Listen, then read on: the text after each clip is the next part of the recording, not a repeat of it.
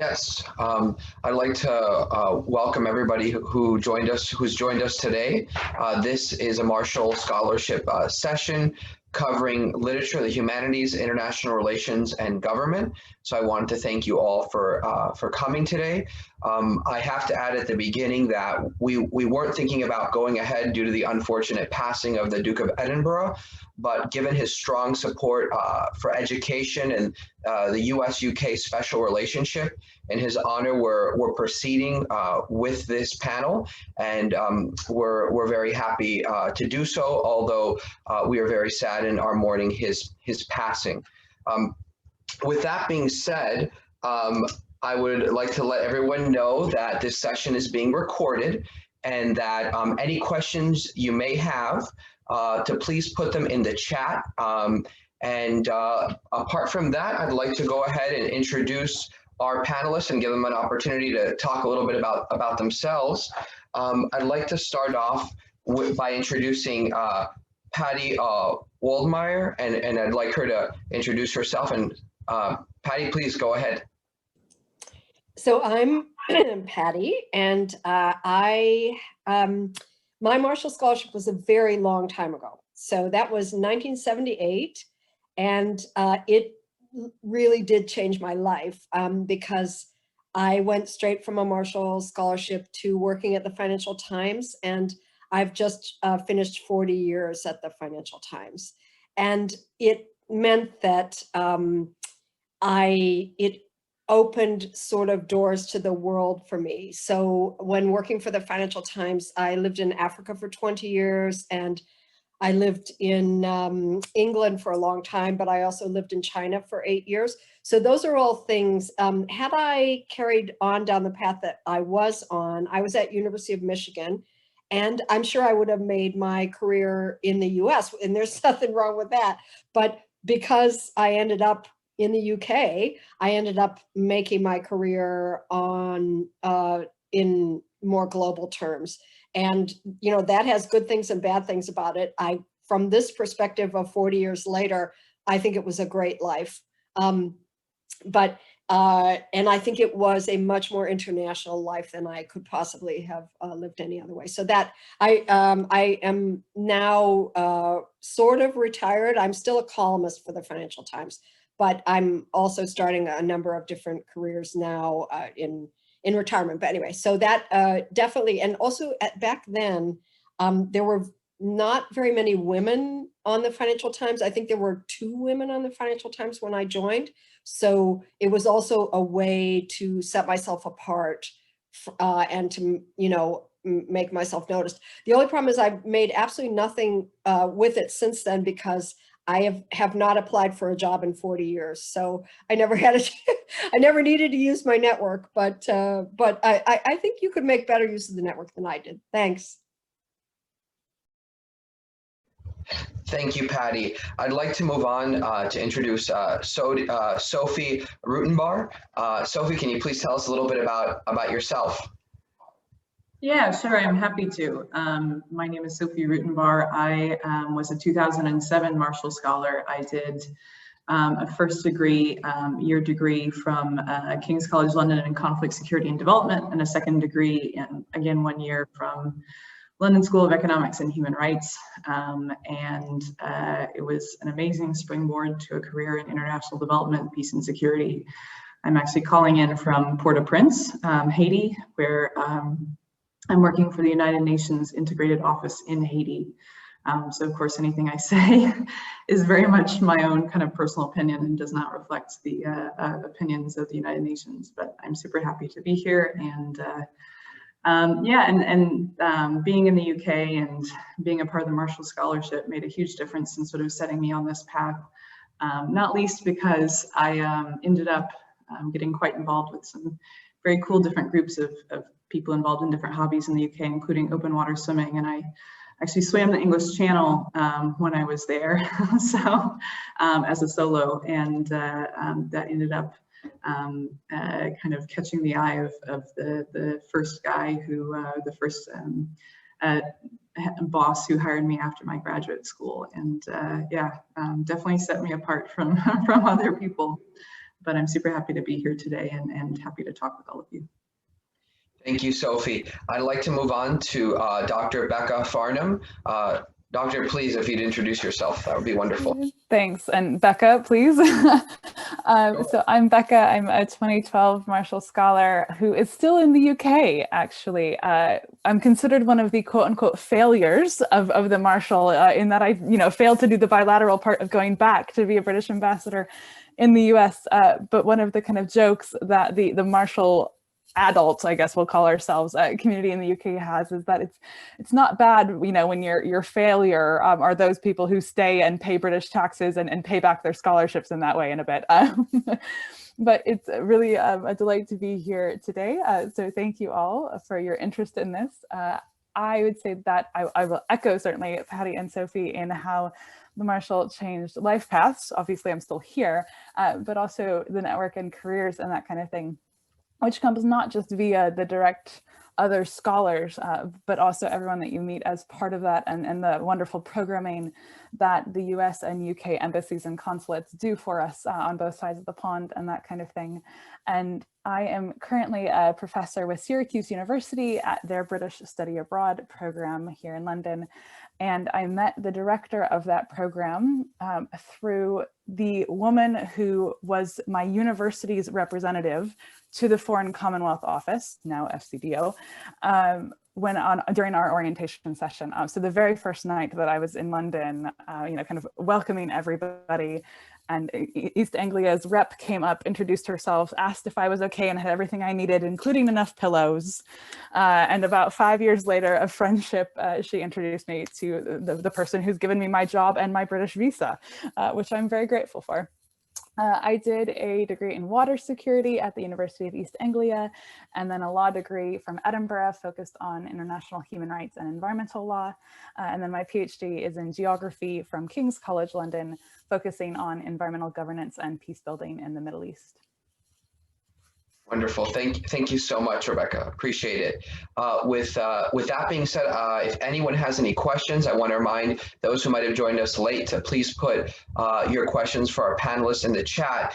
And I did want to mention that one of our panelists, Michael George, will not be attending today due to some unexpected business with the Vice President, but we hope to connect with him in the future. But with that being said, until there's some questions in the chat, I want to go ahead and pose some questions to you, our panelists, and please feel free to answer whichever one of you would like to answer this first one. The first question is as follows. The Marshall Scholarship is representative of a bilateral relationship. How does being a Marshall influence your profession? So whoever would like to take that one first. So how does influencing a Marshall influence your profession?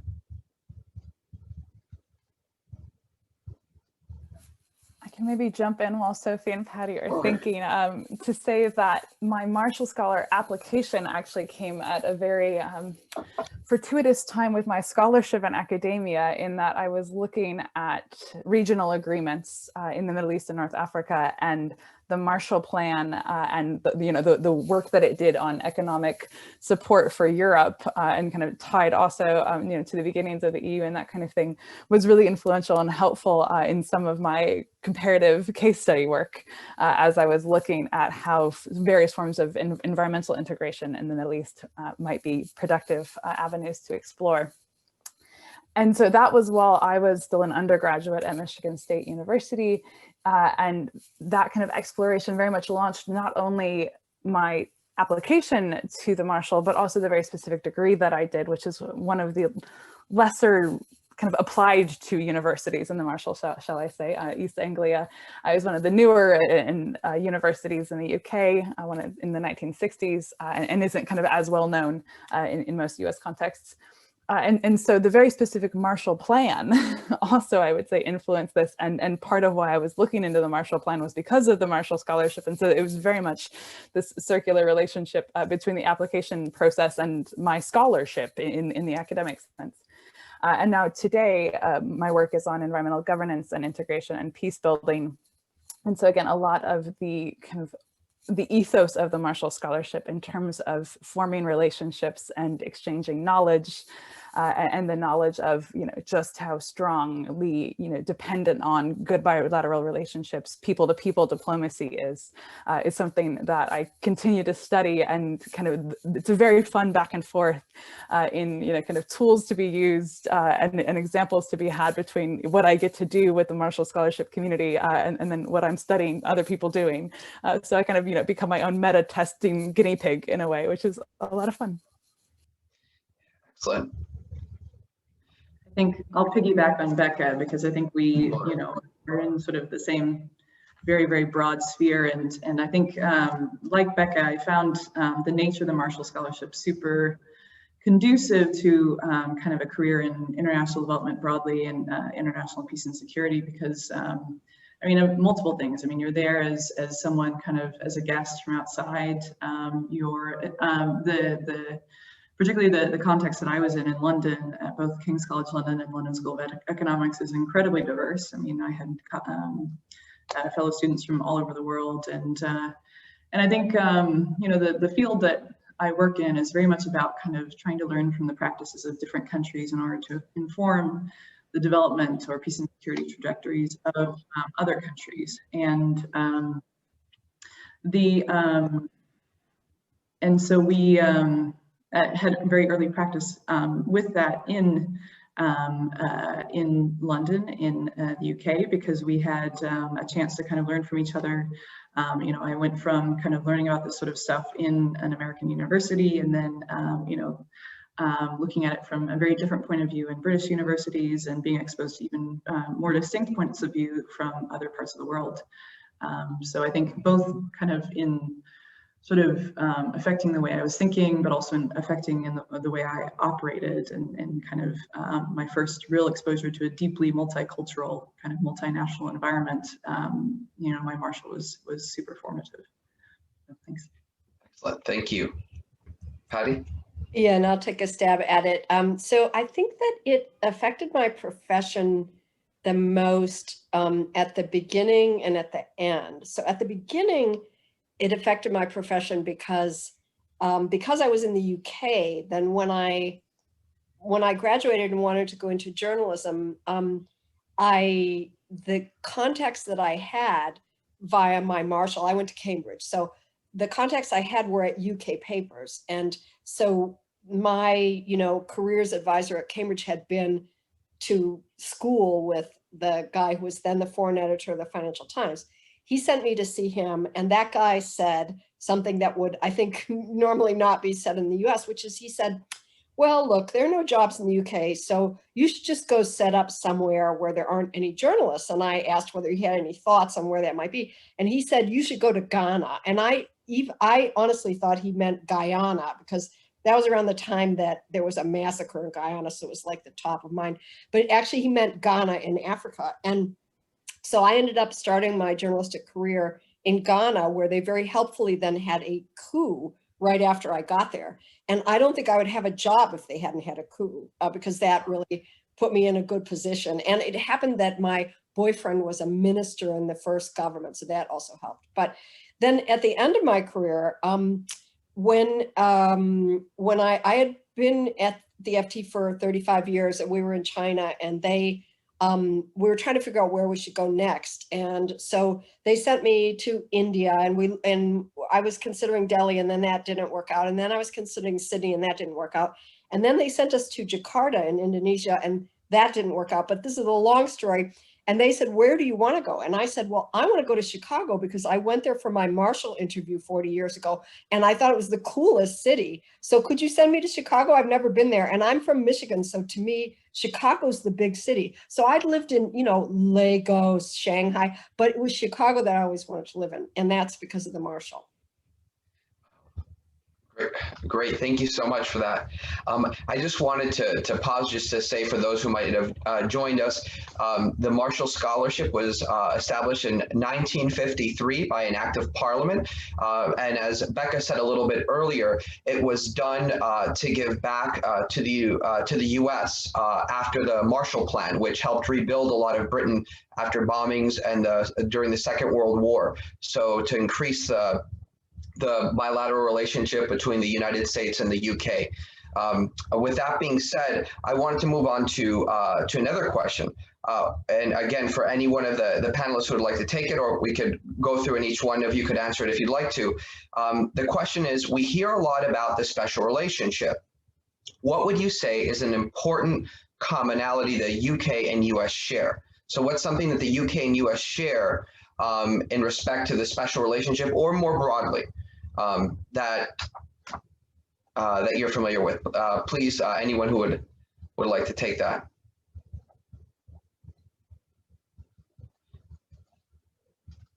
I'll take a stab. English. Speaking of English, the more I live in different places, the speaking of English is very useful.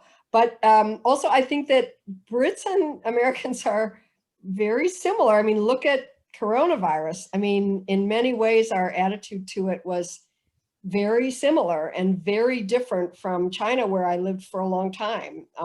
So I think there's a lot. I mean, frankly, when I lived in the UK, there was a lot more difference between Brits and Americans than there is now. It was very much of a quasi-socialist place when I lived there. And then Margaret Thatcher really made it very, very much like America. So now I think that there's, there are a lot of similarities, not difficult to, we just share a lot with the Brits that we don't share with a lot of countries around the world.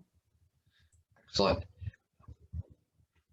Yeah, so chime in. So I mentioned that I work with the United Nations. Again, this is all my personal opinion, but before moving to Haiti about 1.5 years ago, I was actually in New York for about 6 years with the UN at UN headquarters, and had a very, very close view of a lot of the interactions of different member states in various General Assembly committees and in the Security Council. And one thing that really struck me was the sort of values that underpin both the US and the UK. I mean, and we can quibble and talk about details and specifics, but both countries are very much built on a respect for the rule of law and human rights, international human rights, and adherence to kind of these institutions and legal instruments that are intended to set up a just and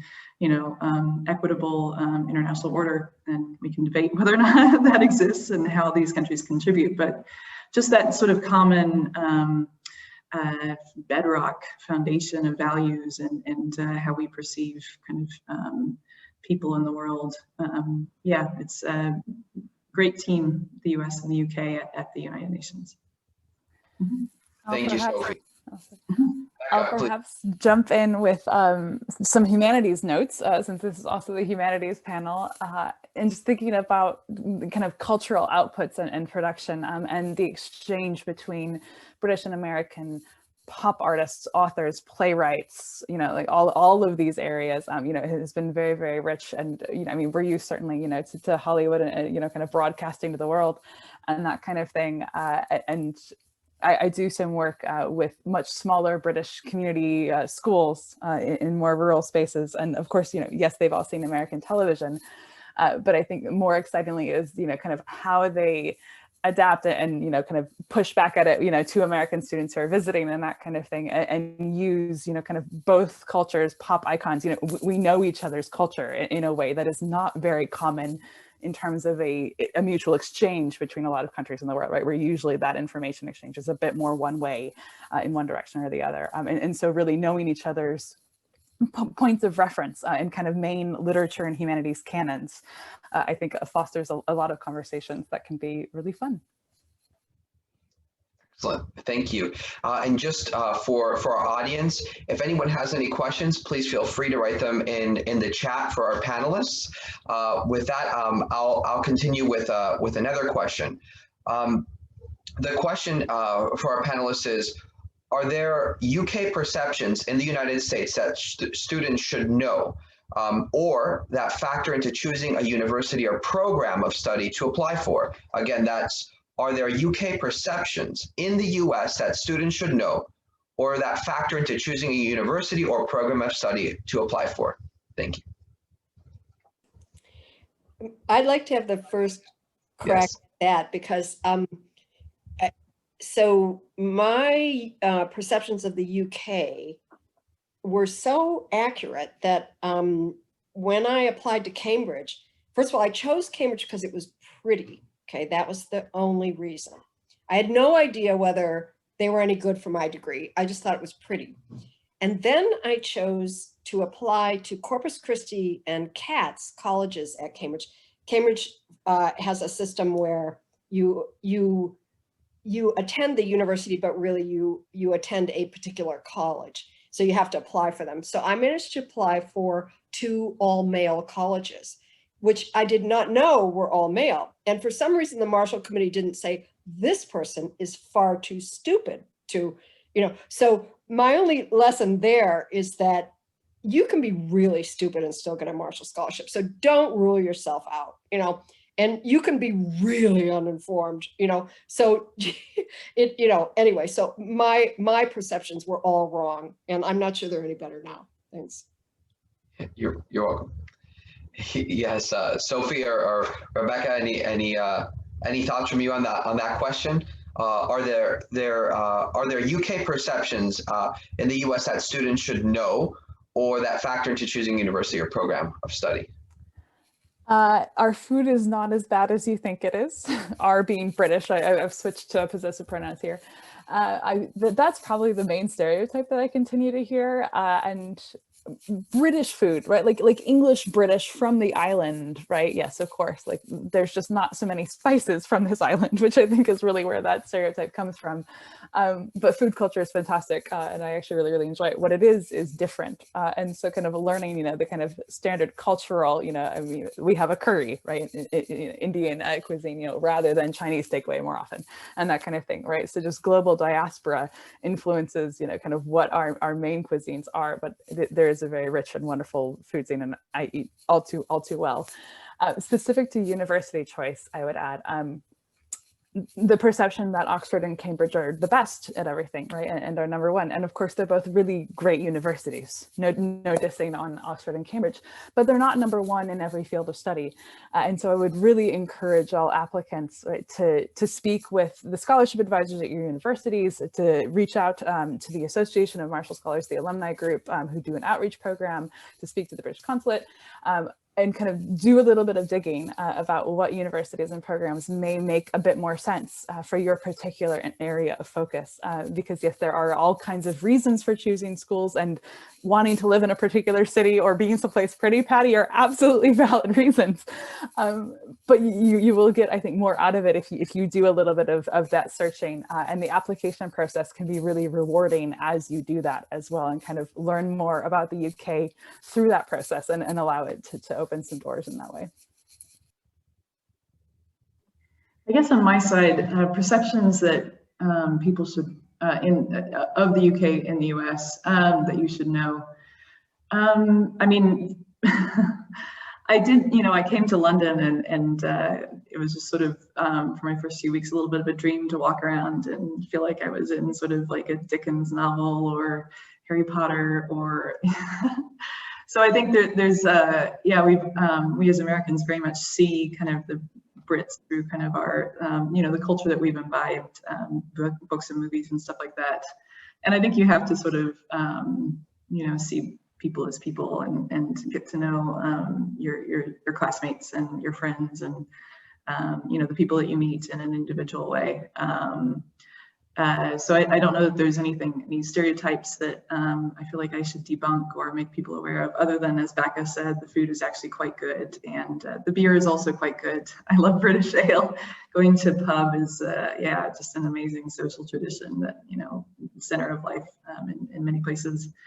In terms of choosing a program of study, one thing that I found really cool about kind of from an academic point of view about British graduate programs is kind of the history of sort of deep reading and independent study and kind of self-direction. I think, and also kind of a lot of the work you do is from a qualitative point of view as opposed to a quantitative point of view, which is fairly important to know if you're looking at certain programs, just to sort of be to know sort of what exactly you want. Like Becca said, there are many amazing programs in the UK, and I feel like I studied at some of the best in the world in their fields, and it's really just sort of understanding what direction you want to go in your life, and what you feel like you need to get out of your educational experience. And I think the Marshall program and the access to all the different universities throughout the UK does provide a great deal of flexibility to really choose an experience, a cohort, a curriculum that will open up your eyes and also kind of bring you to where you want to be. So, thanks. Thank you.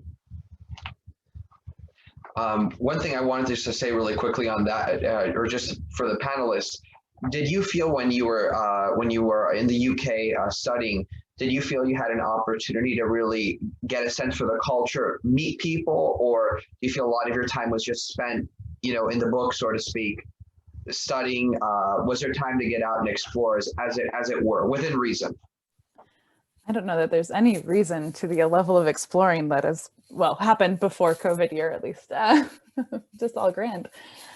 So a few things. One, the kind of academic culture in the UK is a good bit different than it is in the US, and it's particularly in humanities and policy studies. Of course, if you're in STEM, in the lab or that kind of thing, there are going to be different expectations. But it tends to be more self-directed, with you kind of deciding what it is that you want to do and which areas you want to kind of walk down, which means kind of less structured hours and kind of rigorous assignments, that are expected on really, really regular basis. That works well for some learning styles, less so for others. What it means for American undergraduates who are used to working at a kind of very breakneck pace and doing a lot of outputs, especially for many of our applicants who are honor students and all of these kind of things, is that you will have time to explore. And that's considered part of what grad school is about, right? Is doing that engagement and learning, in those ways and having conversations with your classmates and all of that kind of thing. What I will mention specifically about those connections to Brits is that a lot of postgraduate study universities are very international student communities. And that's brilliant because you'll have a cohort from all around the world. And for those of us studying governance topics, right, it's really helpful to have perspectives from all kinds of nationalities feeding into that and kind of letting you know what governance looks like from different regions and countries and whatnot. But it means that in order to kind of make British friends, you might need to do a little bit more beyond your study, right? Because it's not necessarily going to be a predominantly British classroom. So things like getting a fun side job at the pub, things like joining a community choir or sports group and that kind of thing are really wonderful ways to meet Brits. And I would say I actually had a wonderful time making intergenerational relationships while I was here and getting to know, kind of grandparent adults as well as like younger kids while I was doing babysitting and that kind of thing, which just introduced me to a whole new take on British culture that I wouldn't have seen if I was only hanging out with kind of 22-year-old Brits, which was really fantastic. Thank you. Anyone else? Yeah, I definitely want to jump in here. Yeah, I had such an amazing time. Like Becca was saying, you do have the free time to both kind of balance your schoolwork and also kind of explore other passions. And the Marshall very much encourages this. We were told that, you have this because we expect great things of you. But this is a time to explore and be creative and develop yourself, not just kind of study. And I mentioned swimming. So I got involved with an open water swimming club. They swim in the Serpentine Lake in Hyde Park, which is in the center of London. And they've been doing that consecutively for over 150 years.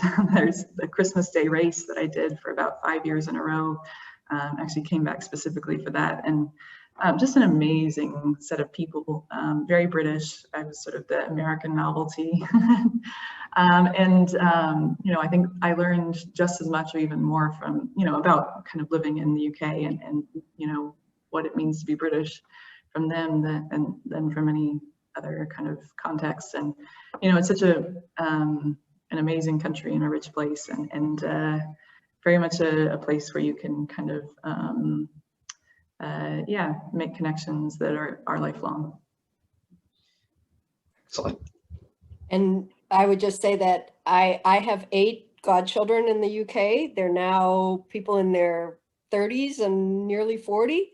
And they are not from the Financial Times. They're from my days at Cambridge. And they're people that I knew at Cambridge who subsequently had kids.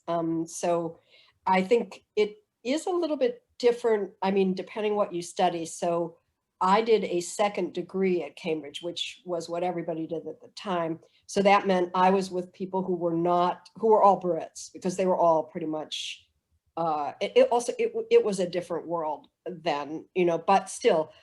So I had no trouble at all. And also I don't know, it was really before Britain was much influenced by the EU. So we really had that bad food that they talk about, because that was before they brought the other food. But the other cliche thing that I would counter is that there are places on earth with worse weather than the UK. I have lived in them. Brussels, for example, is a beautiful place, but it has terrible weather.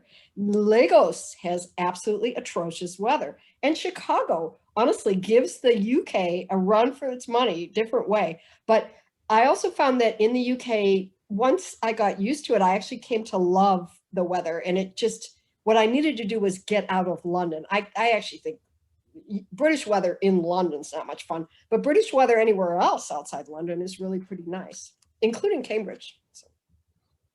Thank you, Patty. I appreciate that. We have some questions from the audience, so I'll just start with the first. The question is, how supportive are UK humanities academic programs of student progress / research? What is the seminar culture like in Masters of Arts programs? Really great question. I think maybe I'm the closest to that, but Sophie and Patty, please do jump in. So in terms of humanities courses and whatnot, it is a very seminar style teaching culture in most British universities. There are some programs that kind of purposely have different teaching styles, but those are going to be quite well advertised on the course pages. So a lot of it is based on your kind of independent work, and then bringing that and having discussions with groups, quite small groups and that kind of thing. And there is also very much a culture of postgraduate humanities work as research and as scholarship, right? And so you can, a lot of our masters, for example, there's a master's by research program in a lot of arts and humanities programs at British universities. And that could be something like, your novel is the equivalent of your academic thesis and that kind of thing, or a music score and that kind of thing. So it really is quite well integrated. There's a lot of support for it, both in the kind of academic value that is given to it and the professors who are around in British universities, and then also in the kind of funding and conference support systems and that kind of thing. And it's certainly something that the Marshall Scholarship Program regularly includes. We had in my year a playwright, theater maker, a violinist, and a guitarist, and it's like they literally won the academic scholarship for playing the violin, right? Which I think is just a really special part of the Marshall Scholarship Program that you do not get in most academic programs like this. Excellent. Thank you for that, Rebecca. I appreciate it. Would anyone else like to take a stab at that question? If not, I see there's another question from the audience. So I'd like to answer, just because Cambridge is a little different. Cambridge is one, or it was in my day. So that's something to get used to, because it's literally one-on-one. You do all your work alone. I mean, maybe very rarely you'd go to a lecture, but really very rarely. So almost entirely you're working on your own and working with just one supervisor. So that's a little different. There might have been a couple of seminars, but I don't really remember. What I remember is the one-on-one relationship, which requires a lot of, independence, obviously. Thank you for that, Patty. Moving on to our next question from the audience. The question is there anything you regret about choosing to pursue advanced study in the UK instead of the US? Is there anything you regret? I'd just say one thing, and it's not so much a regret, because I don't know how I could regret this. I never learned to do a regression analysis in the UK. Like I said, my program was very kind of qualitative and comparative, and and rich in its way, but you know, I have basic statistics and never gotten to kind of the more advanced regression analysis. But I also haven't ever needed to have regression analysis as a skill in my career, so I don't think it's really that big of a regret. So thank you. Anyone? I would just say that I don't philosophically find regrets useful on any level, so answer. Thank you. Very well taken. With that, I'll move on to another question. If you're an American and you want to work in American policy or government, why do your graduates study in the UK? Why study in the UK if you want to work in American policy or government as an American? So I think that it is incredibly useful to step outside your own culture in order to kind of understand your own culture. And I think the UK, particularly because ties between the US and the UK are so close, is a particularly useful place to be able to do that from. So that you sort of remain connected to where you're from and your culture and your, you know, but also can re-examine it. And I mean, the same sort of thing has been useful for me in kind of a more international context, but it's also something, you know, that, you know, thinking about going back to the US and working within the US government, I'm grateful for that, UK education and kind of that different perspective. Thank you, Sophie. And I would add, in addition to the perspective, which absolutely, the relationships, right? I mean, even if you're focused on domestic policy, right? Being like having folks from around the world, you know, that you can call on and get ideas on or exchange, it really is a useful lever, both in terms of the immediate job application and then just doing the job. So don't kind of underplay the networking value, both within the Marshall Scholarship and then with, you know, kind of what British networks you'll build and international networks vis-a-vis being in Britain, that will very much contribute to the work that you're doing. Because, you know, at the end of the day, like politics is all relationships and diplomacy, right, at any scale. And so that's something that the Marshall Scholarship really teaches and advances. Excellent, thank you. And the only thing I would say is that people think it's cool if you had a Marshall Scholarship, so. It impresses people. Thank you. No, that's a very good point. I see two more questions from the audience. For the sake of time, since we're coming up against the end, I want to allow one of our panelists to answer each one of these questions instead of all three. So the first question is, what were your undergraduate preparations for your chosen courses of graduate study? Did any of you use your Marshall experience to pivot into a somewhat new field? Anybody at all would be great.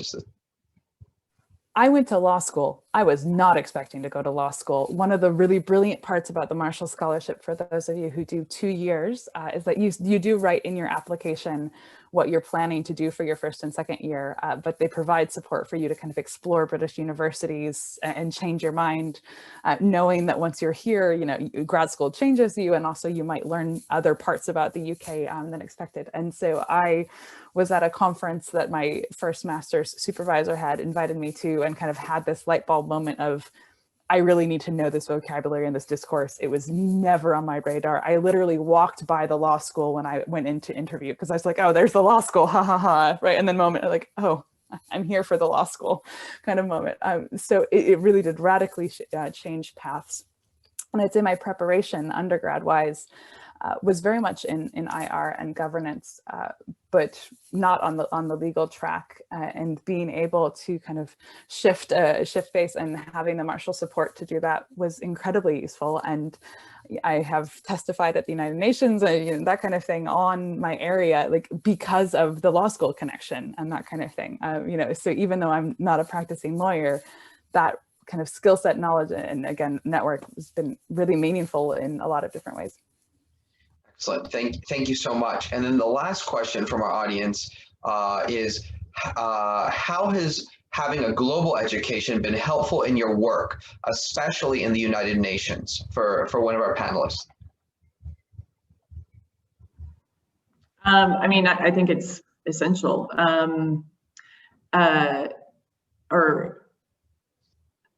the United Nations is an international organization, and I think being able to work with people kind of from vastly different cultures and backgrounds is fundamental to kind of being able to make your way through and form relationships.